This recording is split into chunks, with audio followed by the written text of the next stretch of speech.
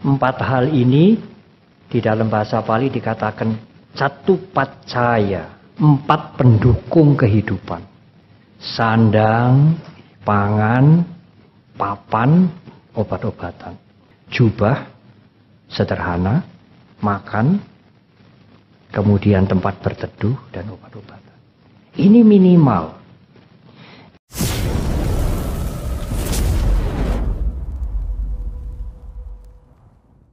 Bante, bagaimana mencari ketenangan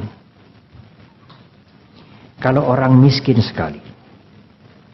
Keinginan yang paling dasar pun tidak bisa dipenuhi. Langkah apa yang harus dilakukan untuk mengurangi penderitaan? Seperti misalnya tidak bisa beli baju, makan sehari 3 kali tidak bisa, tidak mempunyai tempat berteduh. Sangat menderita, saudara. Di dalam Dharma bisa dikatakan itu ekstrim. Ya, lalu bagaimana caranya, Bante? Kalau kita berbicara tentang ilmu sosial, dari mana harus dilihat? Apakah dia malas?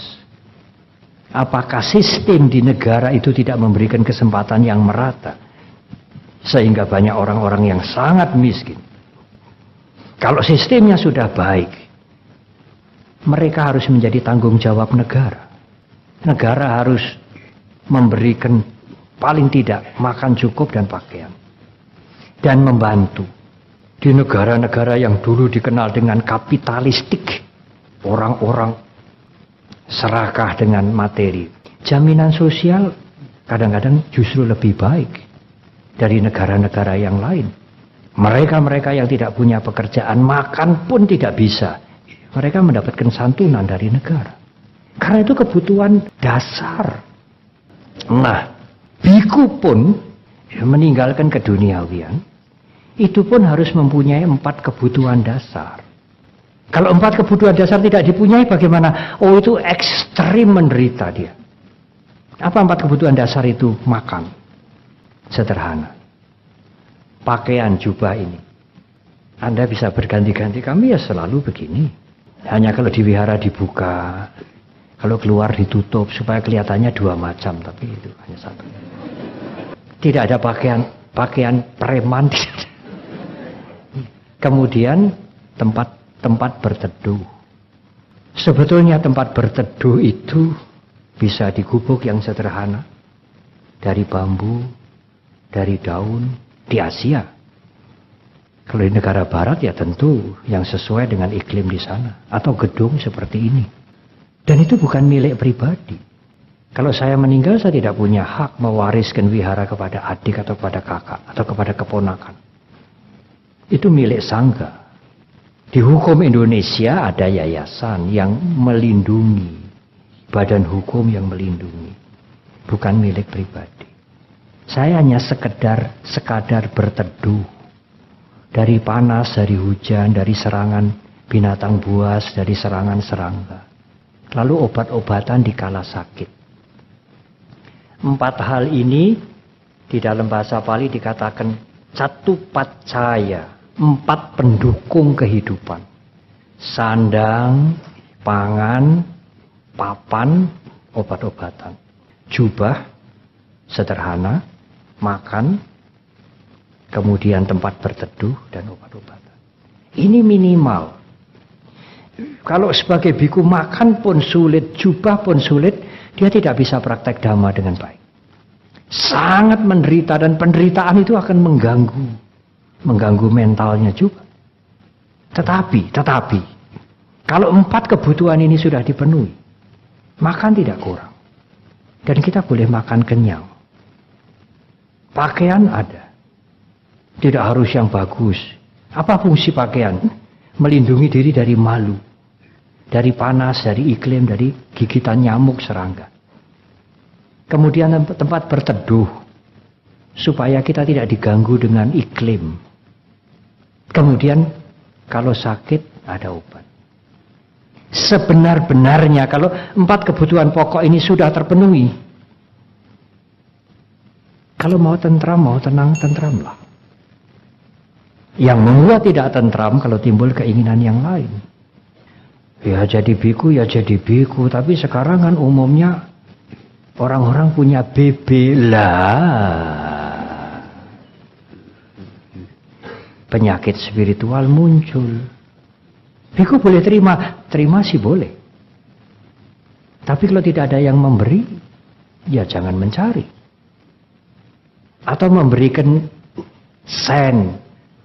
Pak Andri Wongso, sekarang ini zaman modern loh. Komunikasi itu harus cepat. Saya pun diundang kemana-mana. Itu kalau handphone sederhana bagaimana? Pak Andri Wongso lalu apa ya? Karena cerdas sekali lalu kontak. Oh ini Bante Panya kepingin bebek.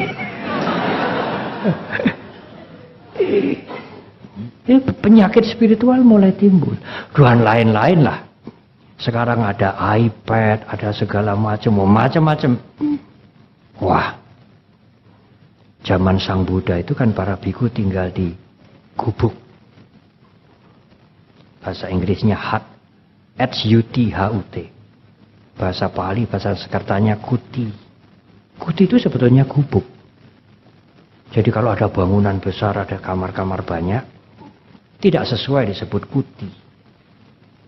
Bisa dikatakan sangga awasa atau biku awasa, tempat tinggalnya sangga. Kuti itu gubuk. Lalu saya ngomong sama Pak Basri atau Pak Idison, atau Pak Gunawan Gusti sudah ada ya. Oh Pak Basri, biku-biku ini kan tinggal di kuti toh. Ya Bante juga tinggal di kuti. Oh ya saya tinggal di kuti. Tapi misalnya ada moving kuti, wah bagus banget ya. Tahu artinya moving kuti? Kuti yang bisa bergerak. Oh Bante ini kepengen mobil. Dari situlah penyakit spiritual mulai. Bukan berarti kalau memakai jubah kuning ini sudah tentram, tenang. Tergantung dari latihan kita. Kalau seorang biku bisa mengendalikan perilakunya dan mengendalikan pikirannya, dia akan mempunyai ketentraman. Tidak persoalan ada mobil dan sebagainya, wihara bagus. Tidak melekat, mengukuhi sebagai miliknya. Kalau tidak seperti ini, saya tidak happy. Apa bedanya biku dengan orang awam? Bukan persoalan jubah putih, jubah merah, jubah kuning, jubah biru. Mereka yang tidak melekat. Sang Buddha mengatakan dialah seorang biku. Bukan uniformnya ini. Dan melekat itu juga tidak masuk akal, saudara. Itu juga sebetulnya keharusan untuk semua orang tidak melekat. Engkau bisa Bante. Nah kalau Anda melekat kan Anda menderita sendiri. Semuanya kan tidak kekal, berubah. Anda mau melekat pada apa? Aku seneng banget pada rumahku. Apa kekal? Kalau rumah Anda bertahan, Anda sendiri tidak akan bertahan, meninggal dunia, mati. Kalau Anda masih menyenangi rumah Anda begitu kuat, lalu Anda meninggal, Anda akan meninggal dengan penasaran. Aku masih cinta pada rumahku ini, kenapa aku harus mati? Sekarang apa yang bisa digondeli, apa yang bisa dipegang? Sebagai sesuatu yang abadi tidak ada, saudara, sama sekali. Tidak hanya materi, pemikiran, ide-ide, tidak ada yang bisa dipegang, yang dipegang kuat, tidak ada. Kita harus siap menghadapi perubahan setiap saat. Apa yang tidak berubah, saudara? Tidak ada sama sekali.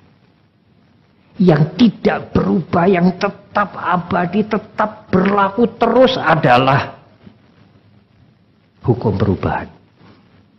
Itu yang tidak pernah berubah. Kapanpun, dimanapun, siapapun. Sulit menghindari perubahan. Bukan saja sulit, impossible, tidak mungkin.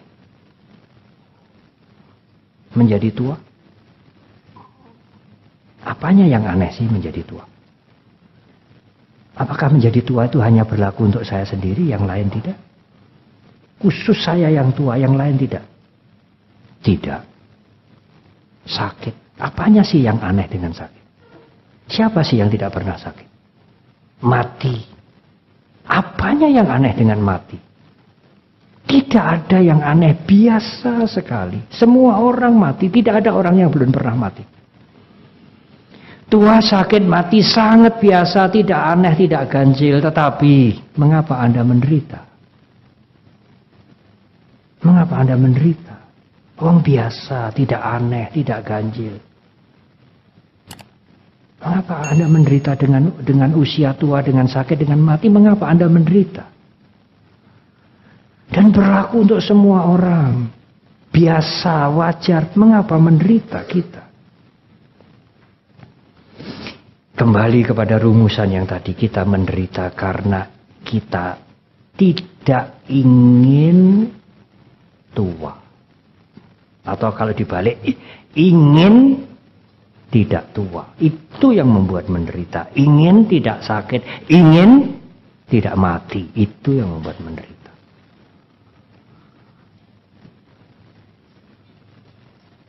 Lalu bagaimana Bante kalau tua, kalau sakit, kalau mati? Ya diterima saja. Kalau Anda menerima itu separuh sudah tidak menderita. Ya kalau sakit ya diterima, Bante ya diterima dong. Tapi ya diobati. Tapi sebelum diobati kan harus diterima dulu. Kalau Anda sakit, Anda tidak mau menerima. Apalagi berobat. Menerima saja tidak mau. Diakui saja ya saya sakit, lalu diobat. Kalau Anda sakit, Anda tidak mau menerima Anda sakit, Anda akan sakit dua macam. Fisik Anda sakit, mental Anda juga sakit.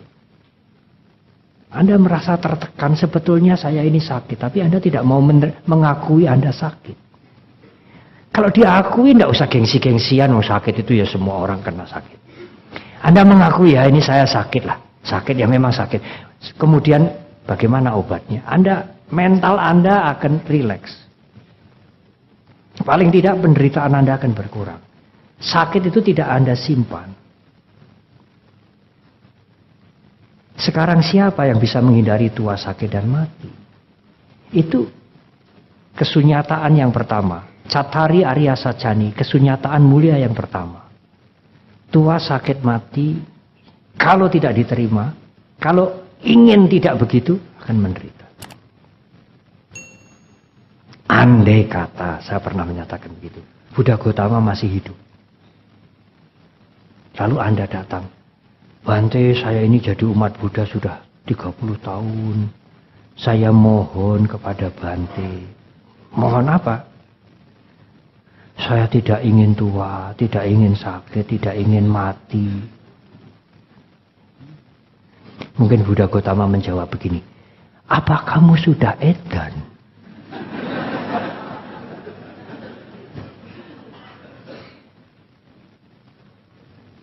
Kalau Anda datang begitu kepada saya, tidak sampai hati saya mau mengatakan, apa kamu sudah edan? Ya kalau tidak orang gila kan tidak minta begitu, toh saudara. Hanya orang yang tidak waras yang minta, saya ingin tidak tua, saya ingin tidak sakit, saya ingin tidak mati. Tidak mungkin itu. Hanya orang gila yang punya permohonan seperti itu. Atau mungkin kita sudah gila. Sudah pernah gila semua. Karena tidak ingin tua, tidak ingin sakit, tidak ingin mati. Terima saja.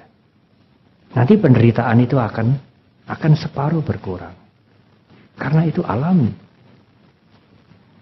Berlaku untuk umat Buddha saja? Tidak, saudara. Tua, sakit, mati itu berlaku untuk semuanya. Jadi pertanyaan ini sangat menderita. Kalau untuk makan saja tidak bisa. Pakaian tidak punya. Tempat berteduh tidak ada. Sangat menderita. Negara harus bertanggung jawab pada orang yang seperti ini. Diberikan makan, diberikan pakaian, diberikan tempat berteduh, dan diberikan pendidikan. Jangan-jangan dia malas. Karena para biku pun yang dikatakan pengemis, tidak mempunyai propertis apapun, tidak melekat pada dunia apapun, keduniawian apapun. Para biku harus ditunjang oleh umat dengan 4 pacaya, 1 pacaya. Yaitu jubah, makanan, tempat tinggal, dan obat-obatan. Karena itu umat kan selalu diajarkan, kalau berdana kepada biku, jangan berpikir, Bante saya berdana uang sekian. Tidak. Kan para biku tidak boleh jual beli. Membeli juga tidak boleh, menjual juga tidak boleh.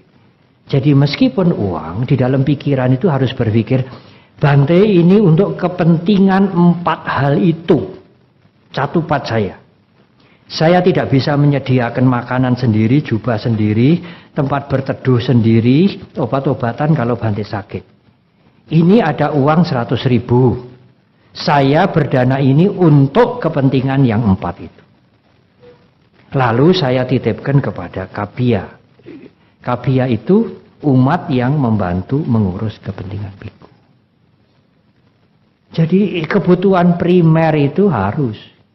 Dan kalau kebutuhan primer sudah dipenuhi, seseorang menjadi tidak bahagia, tidak tentram, itu salahnya sendiri. Itu keinginan ekstra.